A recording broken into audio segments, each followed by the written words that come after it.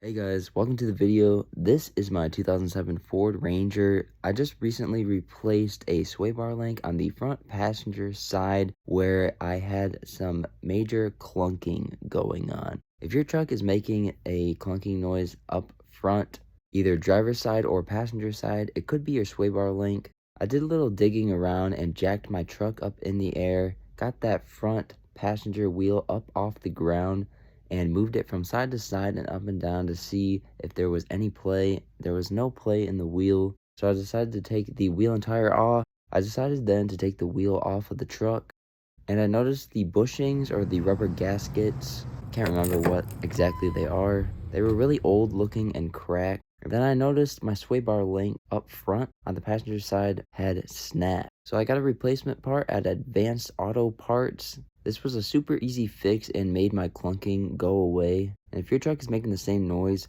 this could be it right here. So jack up your vehicle, wiggle it from side to side and up and down, see if there's any play. If there's no play in the wheel, take the wheel off and check your sway bar length. My truck has been up north pretty much all of its life, and including Canada at one point in its life. So it is a rusty truck. My truck is so rusty. Initially when I went to go and jack up my truck, I jacked it up on the pinch welds and bent the pinch welds because my truck is so dang rusty. All I could do is help to laugh. And I'm glad I was able to catch this sooner than later. Hopefully this video helps you out if you got some clunking going on.